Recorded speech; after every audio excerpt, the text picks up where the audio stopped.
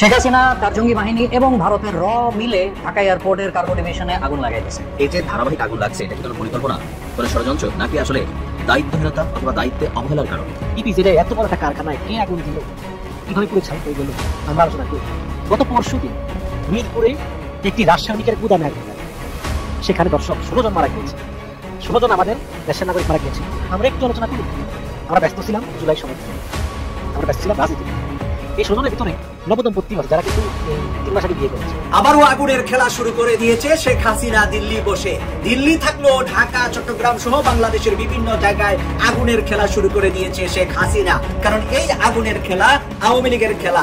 আওয়ামী লীগ বিভিন্ন ভাবে চেয়েছে খেলা খেলার জন্য, কোনো খেলাতেই সাকসেস হচ্ছে না। আমাদের আলোচনার বিষয় হচ্ছে বেরিয়ে আসছে বিমানবন্দরে আগুনের গোপন কাহিনী। এটা কি দুর্ঘটনা নাকি নাশকতা? প্রিয় দর্শক, এর পেছনে কি থাকতে পারে, কিন্তু এর পেছনে তো ভিন্ন বাস্তবতা রয়েছে। এটাই হলো দাবার চাল। আল্লাহ যা করে ভালোর জন্য করে, তাদেরকেও ধন্যবাদ। হ্যাঁ, তাদেরকেও ধন্যবাদ দিতে চাই।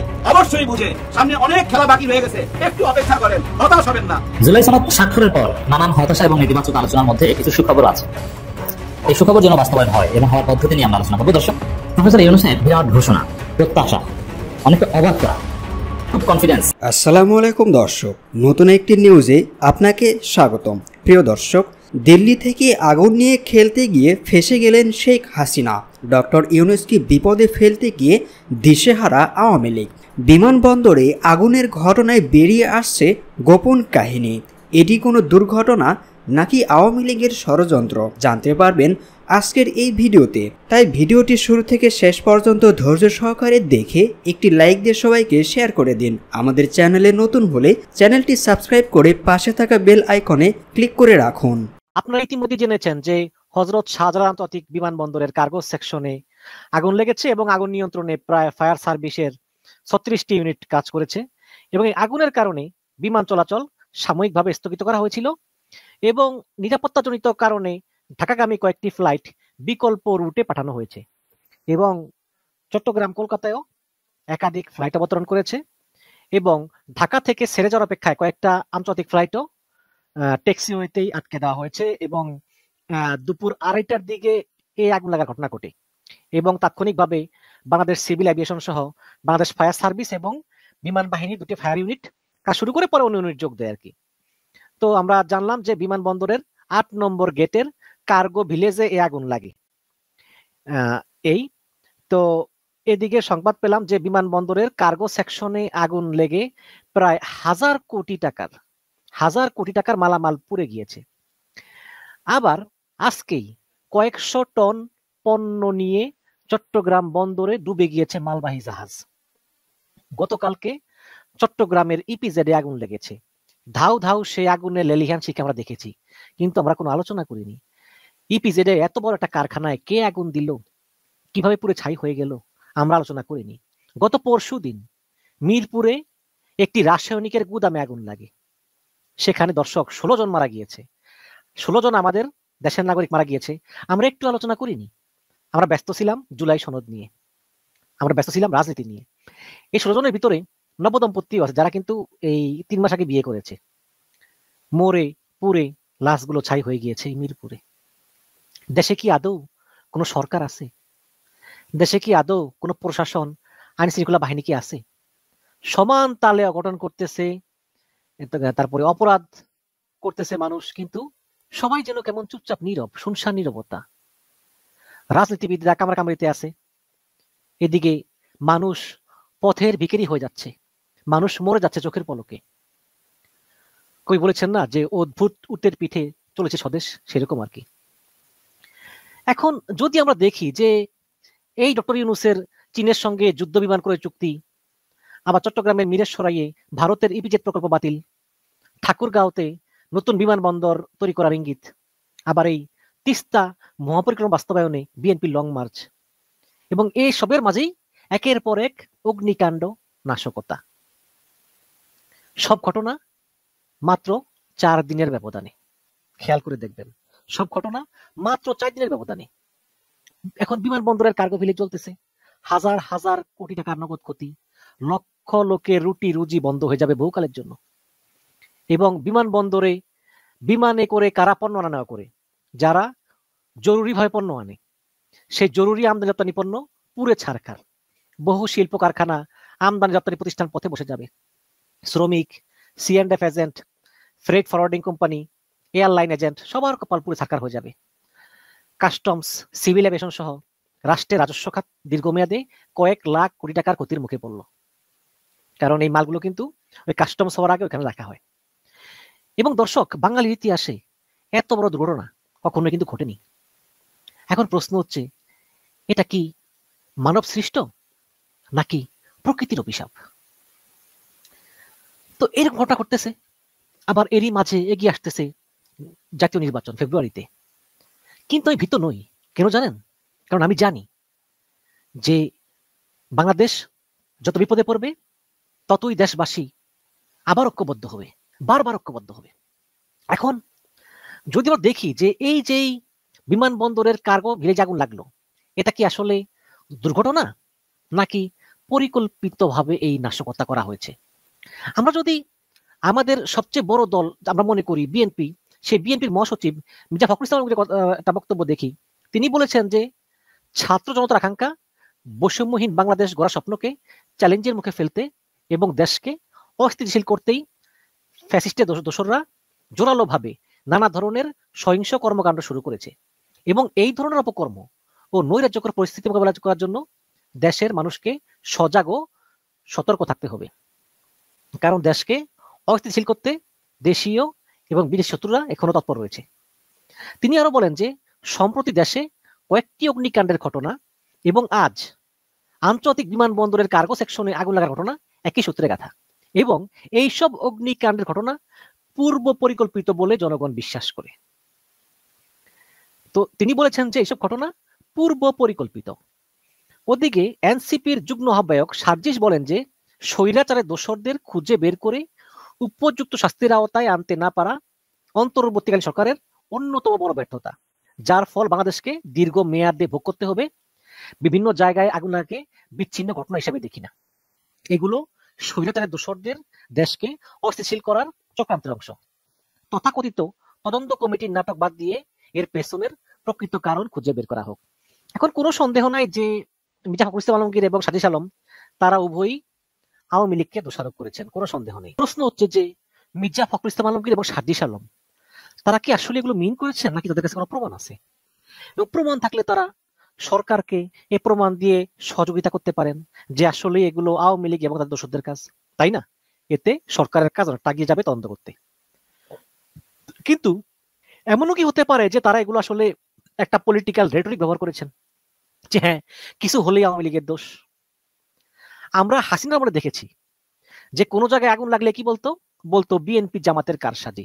খুবই মন খারাপের খবর ইতিমধ্যে সোশ্যাল মিডিয়ার বরাতে আপনারা জেনে গেছেন যে গেল কয়েকদিন যাবৎ বাংলাদেশে ধারাবাহিক বড় বড় কিছু অগ্নিকাণ্ডের ঘটনা ঘটছে। চট্টগ্রাম ইপিজেডে বিশাল অগ্নিকাণ্ডের ঘটনা ঘটল, আর এর পরপরই আজকে ঢাকা আন্তর্জাতিক বিমানবন্দর, শাহজালাল আন্তর্জাতিক বিমানবন্দরের কার্গো ভিলেজে আগুনের উৎপত্তি বা সূত্রপাত। ইভেন আপনি দেখেন যে মানে এত বড় আগুনের কুণ্ডলী বাংলাদেশ সম্ভবত কম দেখেছে। এখন আসলে এই যে ধারাবাহিক আগুন লাগছে, এটা কি কোনো পরিকল্পনা, কোনো ষড়যন্ত্র, নাকি আসলে দায়িত্বহীনতা অথবা দায়িত্বে অবহেলার কারণ? আজকে শাহজালাল বিমানবন্দরে আগুনটা কিভাবে লাগে দেখেন। আমি যতটুকু দেখলাম তথ্যপাত্র থেকে যতটুকু আসছে, এই মুহূর্তে কিছুটা আগুন নিয়ন্ত্রণে আসছে। প্রায় ফায়ার সার্ভিসের 36টি ইউনিট কাজ করেছে, সেনা, নৌ, বিমান বাহিনী সার্বিকভাবে সবাই এখানে সহযোগিতা করেছে। তথ্য বলছে যে দুপুর 2:15টার দিকে আকস্মিকভাবে এই আগুনের সূত্রপাত 2:15 দিকে। বেলা 2:15তে বিমানবন্দরের যে কার্গো ভিলেজ আছে, কার্গো ভিলেজ মানে হচ্ছে আমদানি করা পণ্য যেখানে মজুত করা থাকে। আমরা যেখান থেকে বিদেশ থেকে পণ্য আনি, সেই পণ্যগুলা লাইক আমাদের চট্টগ্রাম শিপিং যে সিস্টেম আছে সেখানে হয়তো বড় বড় আমরা দেখি যে কি বলা হয় যে আপনার কন্টেইনার গুলো থাকে। তো বিমানবন্দরে কার্গো ভিলেজ হচ্ছে মালামালের যেই স্থান মজুত করার যে জায়গা, সেই জায়গাটা। তো সেখানে কুরিয়ারের যে গোডাউন, সেই গোডাউনে আগুনের সূত্রপাত হয় প্রথমে। এরপর ঠিক ঘন্টা খানিকের মধ্যে এই আগুন পৌঁছে যায় ইলেকট্রনিক্স গোডাউনে, আর সেখান থেকে মিনিট 20 পর কেমিক্যাল গোডাউনে এই আগুন আপনার চলে যায়। আর কেমিক্যাল গোডাউন মানে বুঝতেই পারছেন, যে কোনো ছোট্ট আগুন যদি কেমিক্যাল কানেক্টেড হয়ে যায় এটাকে কন্ট্রোল করা কষ্টকর হয়। আর সেখান থেকে বাকি যেটা আমরা আজকে হয়তো ভিডিও ফুটেজ আপনারা বিভিন্ন জায়গায় দেখেছেন, অগ্নিকাণ্ডের প্রলয়ঙ্করী রূপ আমরা ধারণ করতে দেখলাম। এরপরে মুহূর্তে ছড়িয়ে যায় গোটা কার্গো ভিলেজে, গোটা প্রায় কিন্তু 1 ঘন্টা 1.5 ঘন্টা যাবত স্টার্টিং এ আগুনটা মোটামুটি কন্ট্রোলে ছিল। 1.5 ঘন্টা পরে যখন কেমিক্যাল গোডাউনে চলে গেছে তখন এটা আউট অফ কন্ট্রোলে ছিল। তো এই অবস্থায় আপনার বিমানবন্দর সূত্র বলছে যে আপনার এটা নিয়ে তারা ইনভেস্টিগেশন করছে। আর রাইট নাও যে বিমানবন্দরে যে ওঠানামা আছে সাময়িক স্থগিত করা হয়েছিল, আর কিছু ঢাকাগামী বেশ কয়েকটি ফ্লাইটকে বিকল্প রুটে পাঠানো হয়েছে। চট্টগ্রাম এবং কলকাতায় একাধিক ফ্লাইট অবতরণ করা হয়েছে। আর যারা আমাদের প্রবাসী ভাইরা আছেন, সম্ভবত এই মুহূর্তে আমি যখন নিউজটি করছি তখন বাংলাদেশ সময় প্রায় কটা বাজে, ধরেন 5টা 5:30 এই মুহূর্তে বাজে। তো এই মুহূর্তে এখনো এয়ারপোর্টের বিমান চলাচল কিন্তু বন্ধ আছে। তবে আমার ধারণা হয়তো রাতের বেলা ফ্লাইট যেগুলো আছে সেগুলো কানেক্ট হবে, আশা করি সব ঠিকঠাক হয়ে যাবে। আর অলরেডি এই আগুন নিভাতে গিয়ে আপনার আমাদের আনসার যারা ছিলেন, সেখানে বিডিপি আনসার যারা দায়িত্ব পালনরত ছিলেন, প্রায় 25 জন কিন্তু আগুনে আপনার পুড়ে গেছেন। আর ঢাকা বিমানবন্দরের আগুন এই মুহূর্তে বিমান পরিচালক যে সংস্থা আছে তারা বলছে যে এই মুহূর্তে আগুন কন্ট্রোলে। তবে এখনো কিছু কিছু জায়গায় আগুনের ছোটখাটো যে কি বলা হয় যে ধরেন থাকে না যে ধোঁয়া ওঠে বা অনেক স্তূপ হয়ে গেছে, সেখান থেকে আবার ধরতে পারে কিনা এই বিষয়গুলোকেই দেখা হচ্ছে।